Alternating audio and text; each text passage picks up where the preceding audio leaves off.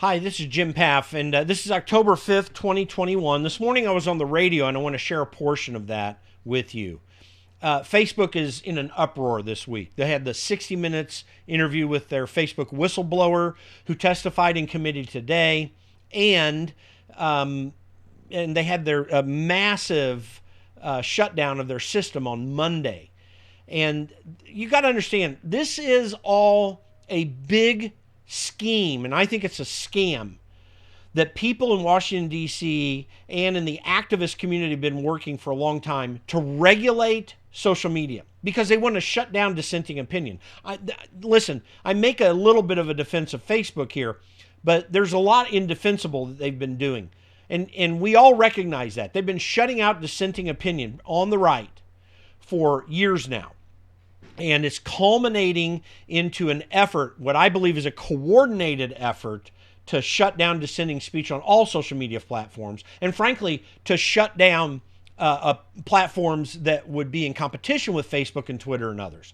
And I think that's what's going on here. I explained that in my time on the radio, and I'm sharing that with you here. And as always, please like and subscribe. Like this video and subscribe to this channel, and I'd greatly appreciate your support. Thank you. We're going to pick up on what I think is the biggest story of the year so far. I predict it'll be the biggest story, and that's what's going on with Facebook. You know that Facebook went down yesterday if you use it. If not, it was down for, I think, nearly 7 hours, right around 7 hours. The day after a 60 Minutes interview with a Facebook whistleblower. And I'm gonna go over that 60 Minutes interview because I think the message here, I think what we need to understand with this Facebook thing, and that's why we need to flesh it out. This is an extended attack on you. And in part, it's an attack on Donald Trump, but it's an attack on you. It's an attack on liberty. I am no fan of Facebook, and I think that they have been acting absurdly. But when you get into this, you're going to figure out why that's the case. I have no fondness for Facebook. But this is really, what you're going to hear is really about you. And it proves that they have no intention of shutting down leftist communist demonstrations and ideas and violence. They have no intention of shutting that down. They do have an intention of making it seem like it's you that's doing the violence and not BLM and Antifa. And I think that's what's behind this Facebook story. Hi, this is Jim Paff. If you like the content that you see here, please like and subscribe to our channel. And be sure to follow us at politicsisn'tnice.com. You can also go to locategym.com. Thank you. Facebook is really not well organized in how they approach their business. They got it so easy because it's a platform where everybody pretty much, they're on there to do what they want to do and connect with people the way that they want to connect. And that's why Facebook can be really stupid in how it figures out the platform and still make a buttload of money. Because people will just use it. I still use Facebook. Even though I'm on other platforms like Gab and MeWe and Parler and others. But anyway, so I'm flipping through Facebook, and Charlie Gasparino of Fox Business, he shares a tweet that he put out on Facebook. He shared it with a picture of someone, a friend of his, who got dinged on Facebook, and it's absurd. Why? Rationally you can figure out why, but it's really absurd. Here's what it is. He says, if you want to know why Facebook is out of control, see below. One of my best friends from high school wants to touch base and grab dinner. He used the words hook up and got suspended. This is... Here's what it says. Hold on, I can't quite see it. There we go. So this is what he responded because they had been messaging back and forth. And he said, great, let's hook up. I'll shoot you some dates. And his friend got suspended because of saying that.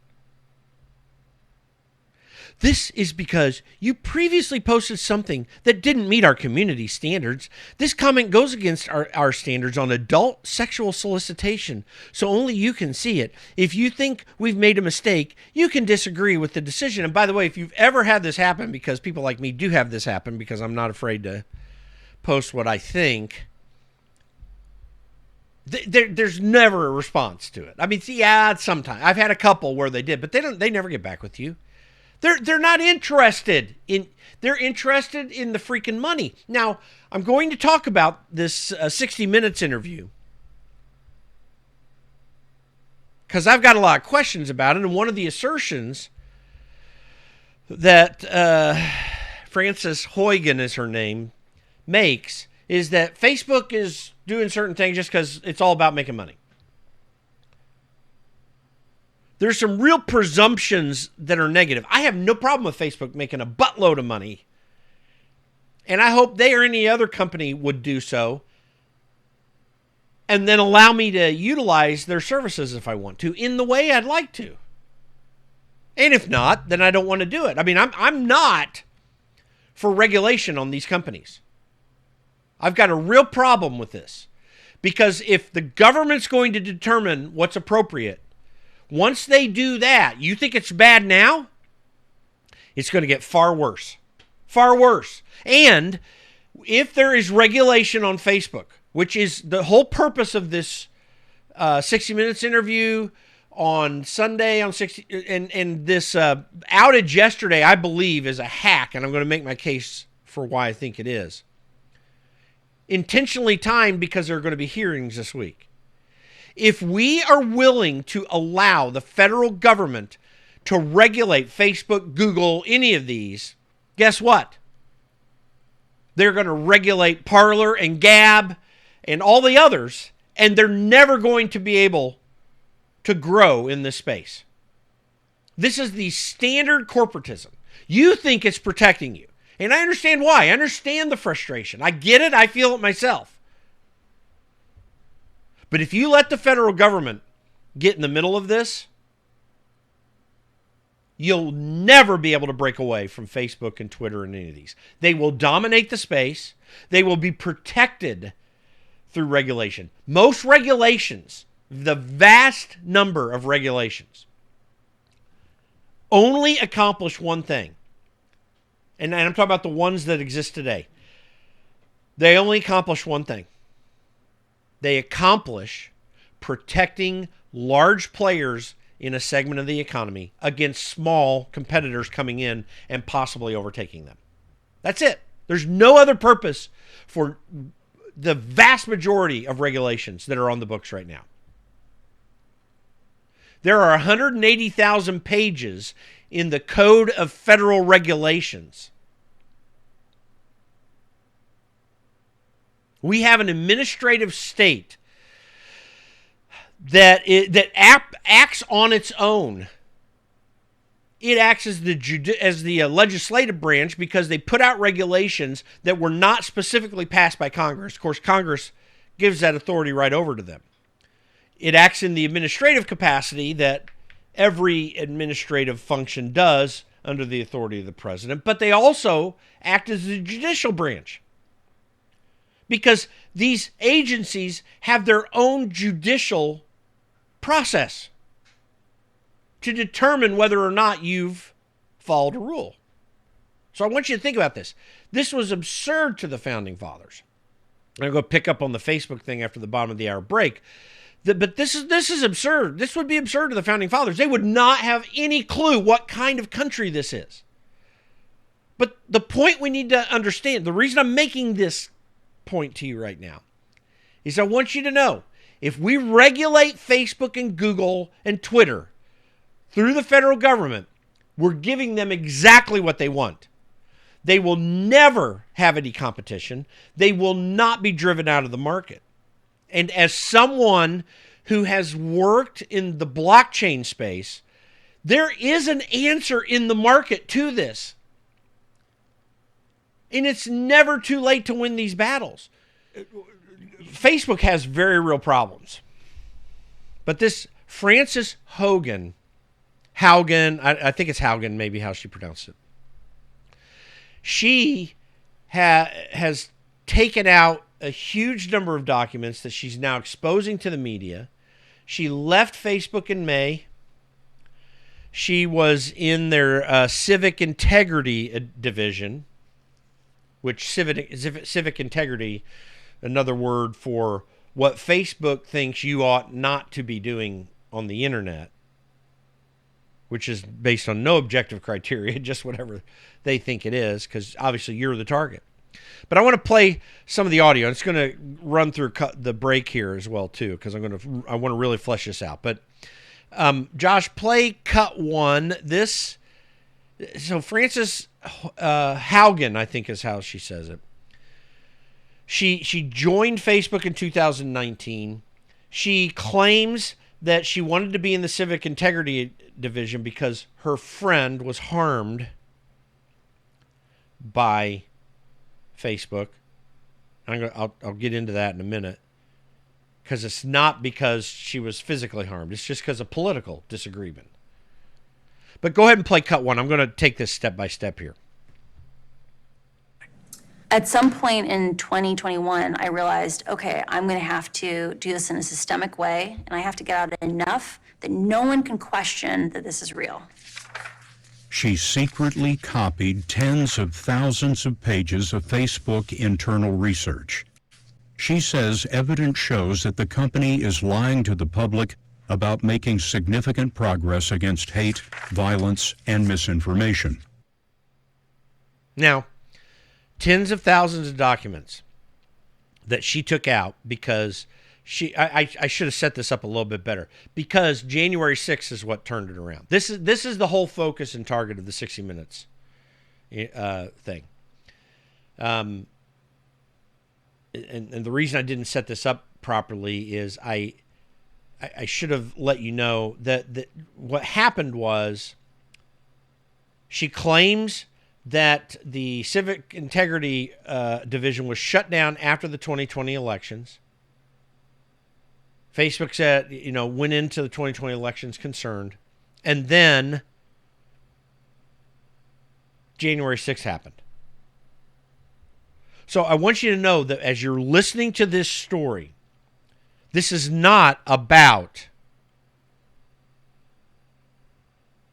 real problems with Facebook. This is about you. This is about Donald Trump. Play cut 3. I'm going to take these out of order. This was Frances Haugen's motivation, personal motivation for wanting to be in the civic integrity division. Go ahead and play cut 3. The first quarter of 2019. Frances Haugen told us she was recruited by Facebook in 2019. She says she agreed to take the job only if she could work against misinformation, because she had lost a friend to online conspiracy theories. I never wanted anyone to feel the pain that I had felt, and I had seen how high the stakes were in terms of making sure there was high quality information on Facebook. Folks, let's just flesh this out here. She lost a friend to conspiracy theories. What's behind that? What actually happened there? She never explains it. But how do you lose a friend to conspiracy theories? What does that mean? Well, here's what that means. And I challenge her to show us any different. I wish I could do it directly and may have some time. But think about this. She lost a friend to conspiracy theories, which means she politically disagreed with them. Just start out with that foundation, and then consider this. There's no mention of BLM or Antifa in this entire story. She doesn't allude to it even a little bit. She lost a friend to disagreement on politics. And I can guarantee you that loss was to the right, not to the left.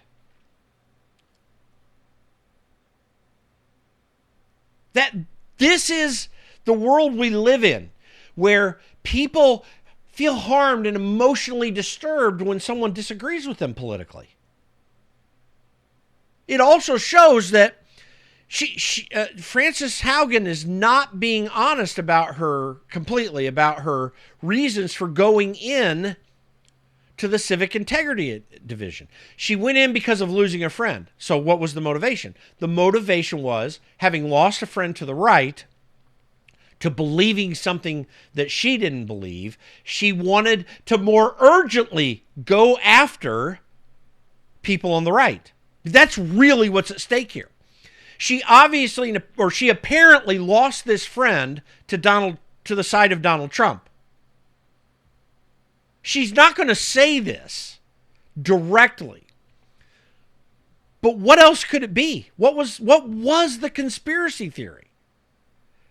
And probably, since she was recruited in 2019, just before we go to break here, since she was recruited in 2019, it was probably the conspiracy theory, or so she believed it to be, of the Russia connection to Donald Trump, which we now know was no conspiracy theory at all, at least in terms of opposing the idea that Trump was connected to Russia. We know the conspiracy theory was in the deep state and on the left.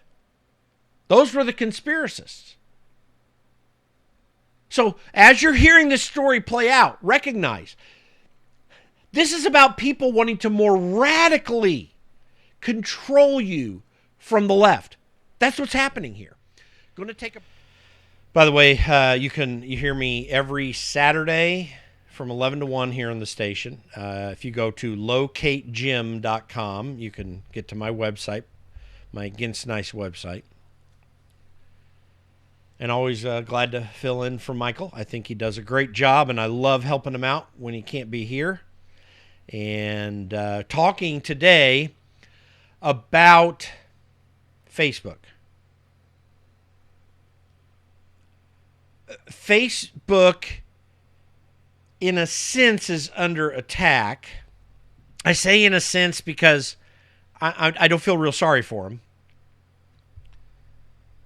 But what I am concerned about is the fact that the attack that's taking place is not an attempt to make Facebook a more open platform. It's far too closed as it is.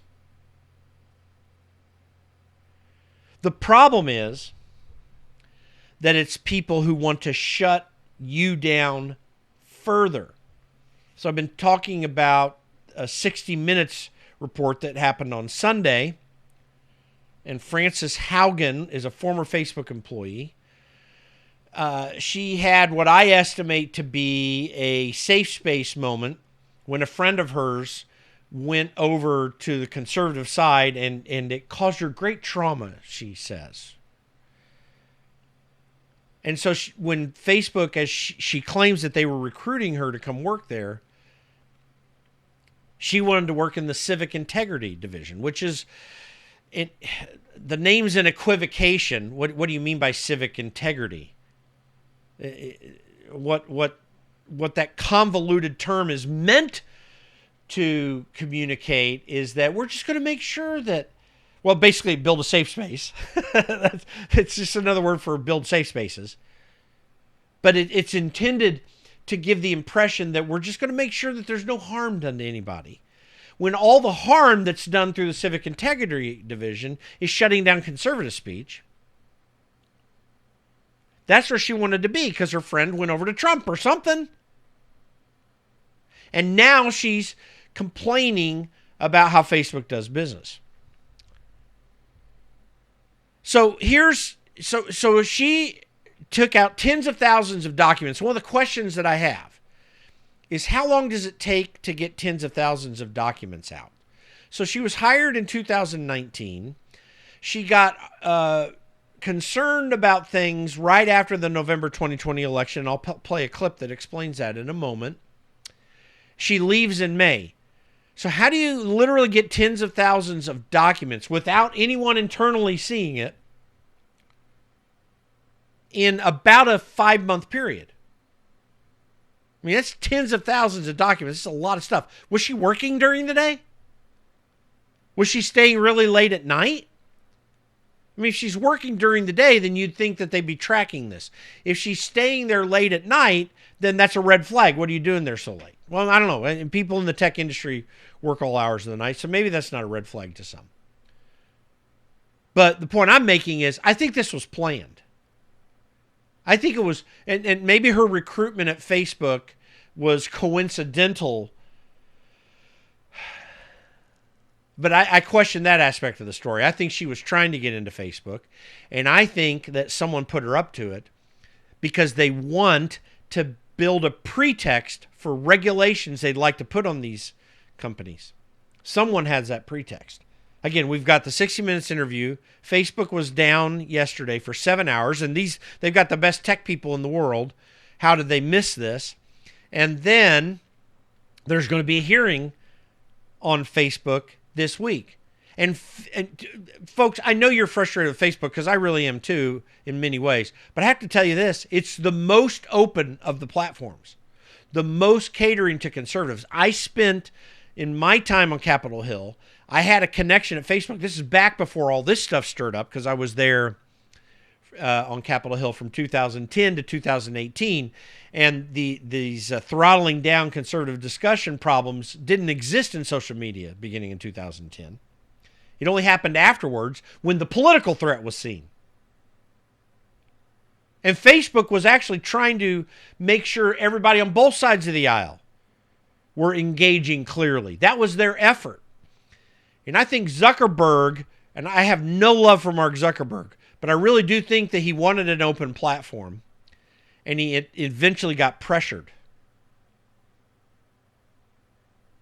And I think he also has some proclivities that way too. So all this to say, Frances Haugen, I think there's a possibility, at least I have a question whether the whole purpose of her going to work there was to shut down conservative speech because she was upset about her friend going conservative, or at least empathetic to Trump or conservatives or Republicans somehow. So let me play some clips. And then there was something that happened after the election that triggered her. So first of all, she talks about how the algorithm works in Facebook and the changes they made in 2018. That's cut 4, Josh. And we're going to play this, and she's going to lay out her case for how bad she thinks the algorithm is. And this is one of those things where I think Facebook would like to have as open a platform as possible because they do make money. But and it may not be altruistic, but nonetheless, this sets up, in my opinion, why she feels from a leftist perspective that right speech needs to be shut down, even though she'll never say it. Go ahead and play cut 4. 2018. Haugen told us the root of Facebook's problem is in a change that it made in 2018 Pause that to for its just a second. algorithms, So- the programming. So what the root to Facebook's problem? What's its problem? I mean, they're going to say it's hate speech, but what is it? It's opposing speech. It's not hate speech. But anyway, go ahead. Continue playing that. To its algorithms, the programming that decides what you see on your Facebook newsfeed. So, you have your phone. You might see only 100 pieces of content if you sit and scroll off for, 5 minutes. But Facebook has thousands of options it could show you. The algorithm picks from those options based on the kind of content you've engaged with the most in the past. And one of the consequences of how Facebook is picking out that content today is it is optimizing for content that gets engagement or reaction. But its own research is showing that content that is hateful, that is divisive, that is polarizing, it's easier to inspire people to anger than it is to other emotions. Misinformation, angry content Yeah. is enticing to people and Very enticing. keeps them on the platform. Yes. Facebook has realized that if they change the algorithm to be safer, people will spend less time on the site, they'll click on less ads, they'll make less money. I'm going to tell you, the definition of anger on the left is any purposeful effort by someone on the right to oppose someone on the left. That's angry. Listen, there's not one mention of BLM or Antifa in this. She's not concerned about BLM and Antifa anger. She doesn't express it in the least. That's what I'm telling you. This is a setup, folks. There's something going on here that is quite nefarious, and I believe it's a coordinated attempt to get to regulation as quickly as possible so that the other sites that are coming to their maturity, are beginning to get to their maturity, Rumble, MeWe, Parler, Gab, all these other sites, they don't want them to get a foothold. And they need a pretext, Democrats, to make sure those sites don't ever get a foothold. And I'm going to tell you this. You're going to be hearing about it this week. That's what this is about. We're going to take a break. I'm going to finish up on this in the next segment. Jim Papp. So I'm going to run through these just to finalize this discussion on Facebook. Listen, there's a setup going on, folks. It's all set up. The 60 Minutes interview on Monday, I believe that Facebook going down for 7 hours yesterday, I think that was a hack. I don't know where. I don't know if it's hard for me to think that Facebook is doing this of their own accord, but I'm convinced that there are some hacktivists involved in this, and I speculate, and I don't know this for sure. I'm a little bit technical in this area. I'm not no expert technical, but this was a DNS problem, a domain name service problem. Now, it could have happened internally. It could have been a mistake and an error by their own techs. I just don't believe that. They got the best techs in the world there. They can spend whatever money they want on the best people, and this is like their bread and butter.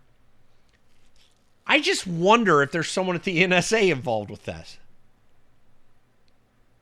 Because DNS level problems like this are purposefully done by, say, countries like China that don't want certain platforms, like Facebook, by the way, and Google, to be utilized by their people.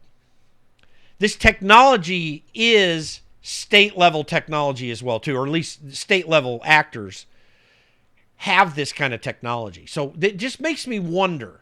I could be very wrong about that, and it's highly speculative, so please don't hold me to it. I have this thing in the back of my mind. Someone's doing this because someone wants regulation. And it's most likely, in my opinion, some hacktivists, maybe former Facebook employees, that are ticked off. And they want Facebook to more fully conform in the way that Twitter has, for example, in shutting down dissent from the right-hand side of the political aisle. So I'm just going to play two more of the cuts, Josh. I want to play cut 5 right now. And Frances Haugen talks about what happened with Facebook's pre-election algorithm and what they feel some of the consequences are with that. Go ahead and play cut 5. Haugen says Facebook understood the danger to the 2020 election, so it turned on safety systems to reduce misinformation. Too dangerous. But many of those changes, she says, were temporary. And as soon as the election was over, they turned them back off, or they changed the settings back to what they were before to prioritize growth over safety. And that really feels like a betrayal of democracy to me. So, again, keep in mind, they're using the term misinformation. This is 60 Minutes. Less disinformational than other aspects of CBS, but also very disinformational in certain areas. And certainly in this story, they're hiding what the real problem is. Misinformation. Whenever you hear left-wing media say the word misinformation, they mean right-wing speech. Speech to the right. Speech that's not of the left. And did you hear what she said? A danger to democracy? Well, first of all, we're not a democracy, we're a republic, but that's a discussion for another day. We're a representative democracy. But how is right-wing information a threat to democracy? She thinks so because of her friend who went to the right and because of Donald Trump, whom she evidently hates. The anger that she's referring to is not BLM or Antifa anger. It's right-wing anger. And we know this because, in part because she talks about how it turned off after the election. Go ahead and play cut 6, and let's listen to that real quick. Josh, go ahead. It's one of these unfortunate consequences, right? No one at Facebook is malevolent, but the incentives are misaligned, right? Like Facebook makes more money when you consume more content. People enjoy engaging with things that elicit an emotional reaction. And the more anger that they get exposed to, the more they interact and more they consume. Folks, one, that's not true. I think she's misrepresenting the research that Facebook has in terms of Facebook knows that this causes big problems. Well, I don't believe that, honestly. But and I don't believe that because people don't just interact with anger. Yeah, some do. There's no doubt about it. We're talking about human nature here. I mean, you cannot restrict a platform enough to get rid of human nature. Human nature is happening. There's no stopping that. It's always going to be there. And social media doesn't weaponize human nature worse. People still do bad things. You can't, it's not worse on social media. It just seems and feels worse maybe. But this is where I believe this next cut that I'm going to play, cut 7, I think reveals what the real motivation of this is, because I don't believe that it's Facebook being irresponsible. The only irresponsibility that she and others see is with allowing Trump and right-wing speech. By the way, they're avoiding saying Trump in this on purpose, in my opinion, because they want this to seem a natural problem to everybody. They're very much restraining the word Trump in this because they think that they would lose the opportunity to regulate the business. And I think that that's the whole game here. And this is one evidence of it. Go ahead and play cut 7. Frances Haugen plans to testify before Congress this week. She believes the federal government should impose regulations. Facebook has demonstrated they cannot act independently. Facebook over and over again has shown it chooses profit over safety. It is subsidizing, it is paying for its profits with our safety. I'm hoping that this will have had a big enough impact on the world that they get the fortitude and the motivation to actually go put those regulations into place. This is also CBS's motivation. These documents have been out for a long time, okay? They obviously did this on their biggest program, because CBS isn't watched by hardly anyone except for sports. Their biggest program on Sunday night before hearings are happening, they clearly waited for that. And that, whatever, that's their prerogative. But just recognize what is happening here. This is about regulation. They want to win regulation of this industry because they also want to regulate what you say. What they don't realize is they can get regulated the other way too. This is why I have been very much against repealing Section 230, which is the portion of the Communications Decency Act that was passed, I think, in '98, that gives platforms, removes liability from platforms of what's said on those platforms, on social media platforms in particular, but any platform, Google on its search engine and stuff like that. They're not liable for what you put on their platform. And I think that that's actually useful. It's why we have the ability to communicate in this way. The problem that's coming about is that you've got activists within these companies that have pressured a sometimes willing, sometimes unwilling leadership in these companies to go after conservatives. They're not going after BLM and Antifa. In fact, BLM and Antifa organized entirely on Twitter. No one's talking about this. If it's a problem, what happened on January 6th, then it's a problem, all the riots last year that were totally organized on Twitter. They were also organized on Facebook as well, too, but mostly Twitter. So why are we not? Are they going to bring that up? They're not going to talk about this. If we regulate social media, then government's going to control speech. Just look what happened yesterday with Facebook down all day. It was disruptive and frustrating for a lot of people that rely on these things for communicating with one another. So I strongly oppose regulation. I oppose the repeal of Section 230. And I think we need to allow, with whatever pain we go through, we need to allow these platforms to continue. Because options are beginning to come, and blockchain technology is going to shut these companies down anyway. It's going to totally shut them out of the market. I'm telling you, you got to have faith in this, folks. Have faith in the free market. And don't give in to all this. Jim Path filling in for Michael Hart. The bottom of the hour break, and then we'll be right back.